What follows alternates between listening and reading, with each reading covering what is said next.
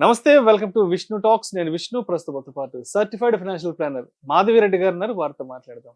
మాధవిరెడ్డి గారు నమస్తే అండి. నమస్తే అండి. ఇంకొక మోస్ట్ ఇంపార్టెంట్ అప్డేట్ ఏంటంటే మార్కెట్ కి పెద్ద ఈవెంట్ ఢిల్లీ ఎలక్షన్ రిజల్ట్ కూడా అవును. ఏంటి, అసలు ఈసారి ఎలా ఉండబోతుంది అండ్ ఈ ఇంపాక్ట్ మార్కెట్స్ ఏ విధంగా కుదిపేసే అవకాశం ఉంటుంది అంటారు అసలు? సో ఈ మధ్య కాలంలో మనం ఇంపాక్ట్ గురించి మాట్లాడుకుంటే ఎందుకో మార్కెట్స్ అంత షార్ప్ గా గానీ అంటే పాజిటివ్ గా గానీ నెగిటివ్ గా గానీ ఇంపాక్ట్ అయినట్టుగా కనిపించట్లేదండి. బెస్ట్ ఎగ్జాంపుల్ ఈజ్ మన బడ్జెట్. బడ్జెట్ రోజు వీ హ్యావ్ ఎక్స్పెక్టెడ్ అంటే వాళ్ళు 12 lakh రూపీస్ వరకు ఎవరు ట్యాక్స్ కట్టక్కర్లేదు అనగానే ఆ పాజిటివిటీ మార్కెట్ లో బిగ్గెస్ట్ పాజిటివ్ న్యూస్ తో మార్కెట్స్ అసలు చాలా అంటే ఆ రోజు చాలా ఫ్లాట్ గా అది క్లోజ్ లైట్ తీసుకుంది మార్కెట్. అలానే ఇప్పుడు రెపో రేట్ ఈ రోజు కూడా మేము మార్కెట్ లో ఇది చాలా పెద్ద న్యూస్ అండి. So this is also very big news. Like ఎప్పటి నుంచో కట్ చేయలేదు, ఇప్పుడు 25 basis points కట్ చేశారు. So this is a very positive news. Either లిక్విడిటీని కూడా పంప్ చేస్తున్నారండి. బట్ ఏంటంటే markets are ignoring all the biggest positive news అన్నిటినీ కూడా మార్కెట్ కొంచెం ఇగ్నోర్ చేస్తుంది. So this will also have very very muted ఇంపాక్టే మనకి ఢిల్లీ రిజల్ట్స్ కనిపిస్తుంది. But it would be very good if BJP comes in the like in the gain లో గానీ వాళ్ళు గాని వచ్చినట్లయితే, బీజేపీ పార్టీ గాని వచ్చినట్లయితే కొంచెం మార్కెట్స్ స్టేబుల్ గవర్నమెంట్ వచ్చింది కదా అని చెప్పి ఏమైనా పాజిటివ్ గా రెస్పాండ్ అయ్యే అవకాశాలు ఉన్నాయండి. But we need not to worry about the impact, ఎందుకంటే అంత పెద్ద పెద్ద ఈవెంట్స్ కి మార్కెట్ రెస్పాన్స్ అనేది చాలా మ్యూటెడ్ ఉంది. So this will also need not to be worry.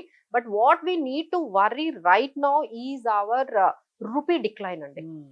మేము కూడా అసలు ఇంత రూపీ ఫాల్ అనేది మేము ఎప్పుడు చూడలేదండి. అంటే 84, 85, 86, 87 దిస్ ఈజ్ లైక్ ఇంత ఫాస్ట్ గా అసలు ఎప్పుడైనా వన్ రూపీ చేంజ్ రావడానికి మనకి చాలా మంత్స్ పట్టేది.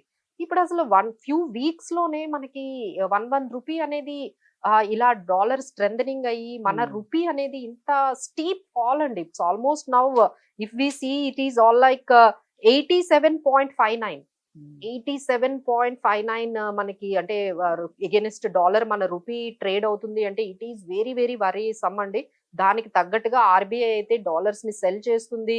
ఆ తర్వాత మళ్ళీ ఓఎంఎస్ అంటే ఓపెన్ మార్కెట్ ఆపరేషన్స్ ద్వారా చాలా మార్కెట్ లో చాలా మనీని బ్యాంక్స్ ద్వారా పంప్ చేస్తున్నారు.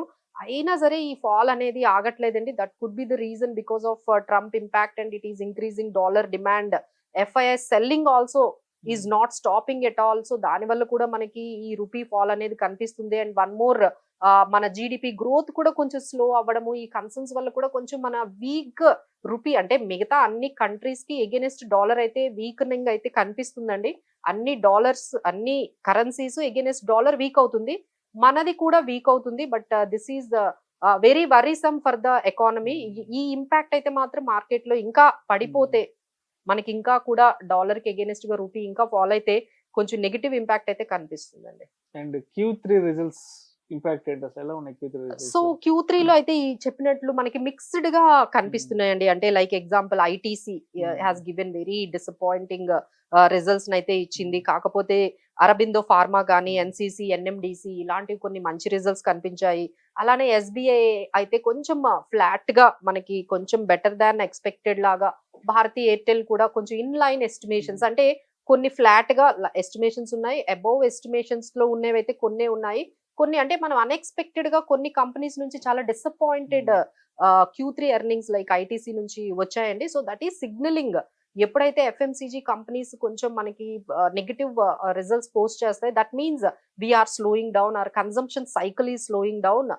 సో దాని వల్ల కూడా ఎఫ్ఐఐస్ కొంచెం మనకి టర్న్అవుట్ అవ్వకపోవడానికి కూడా ఈ Q3 earnings are the major drawback గా మనకు కనిపిస్తుందండి. So let's hope so next ఈ ఇంపాక్ట్ అన్నిటితో అంటే ఈ budget positive impact as well as ఈ రెపో రేట్ ఇంపాక్ట్ తో నెక్స్ట్ Q4 ఎర్నింగ్స్ బెటర్ గా ఉంటాయని ఎక్స్పెక్ట్ చేయాలి. అండ్ ట్రంప్ గారి ఇంపాక్ట్ ఫర్దర్ గా ఏ విధంగా ఉండబోతుంది? ఎందుకంటే రోజుకు ఒక అనౌన్స్మెంట్ ఇస్తున్నారు, H1B వీసాలకు సంబంధించి, బర్త్ కి సంబంధించి.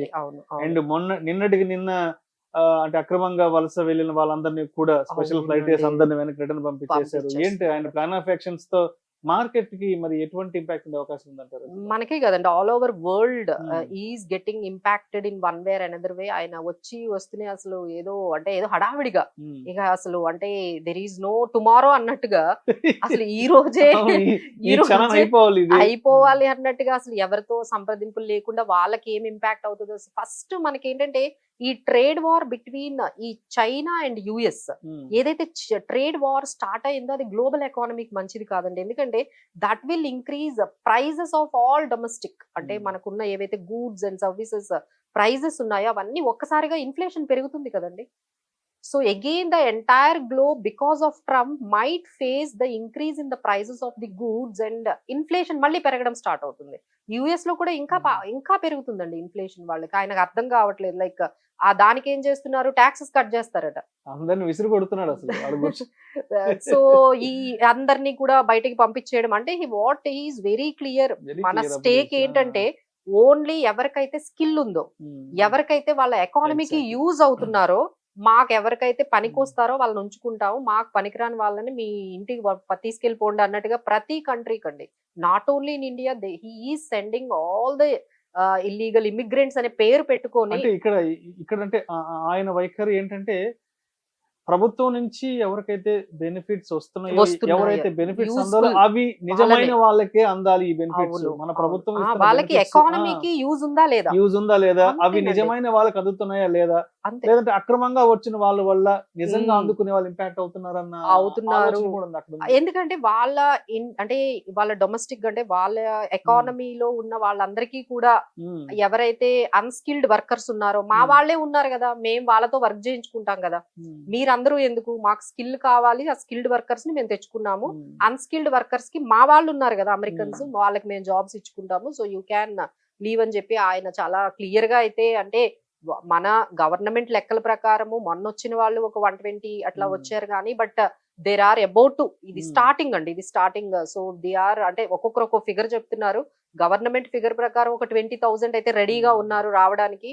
ఇక ఇన్ఫార్మల్ గా అయితే there are lots of people are illegal immigrants, అంటే కరెక్ట్ గా డాక్యుమెంట్స్ లేకుండా మన ఇండియన్స్ అక్కడ వెళ్ళిపోయిన వాళ్ళు కరెక్ట్ గా అంతేనండి, డాక్యుమెంట్స్ లేకుండా ఉన్న వాళ్ళైతే లక్షల్లో ఉన్నారు అంటున్నారు.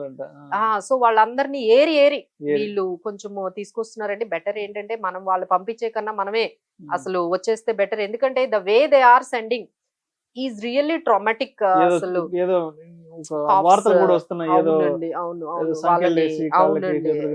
పంపిస్తున్నారన్న కొన్ని ఊహాగానాలు వార్తలు అయితే వస్తున్నాయండి. అంటే ద ట్రీట్మెంట్ కూడా అక్కడ బాగుండడం లేదు, అంటే వాళ్ళని ఏదో ఒక ఇల్లీగల్ గా వర్క్ చేసిన వాళ్ళలాగా ట్రీట్మెంట్ అనేది ఉంటుంది అంటున్నారు. So that is what we're having so many things అండి. ఇక అక్కడ నుంచి వచ్చే వాళ్ళకి ఇక్కడ మళ్ళీ జాబ్స్ చూపించాలి. This is also a very big challenge for us.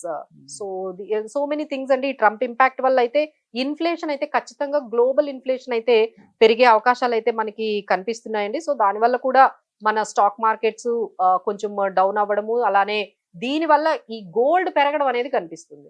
Because of the Trump uncertainties ఏవైతే ఆయన చేసే ఈ అన్సర్టనిటీ డెసిషన్స్ ఏవైతే ఉన్నాయో అవన్నీ కూడా రిస్క్స్ అనేవి బాగా ఇంక్రీజ్ అవుతున్నాయి. దానివల్ల గోల్డ్ కూడా ఇప్పుడు 87,000 మేబీ ఇంకొన్ని వీక్స్ లో మనం 90,000 24 క్యారెట్ ఫర్ 10 grams కూడా చూడొచ్చు because of these Trump impact on the global economy. Thank you so much Madhavi Reddy గారు.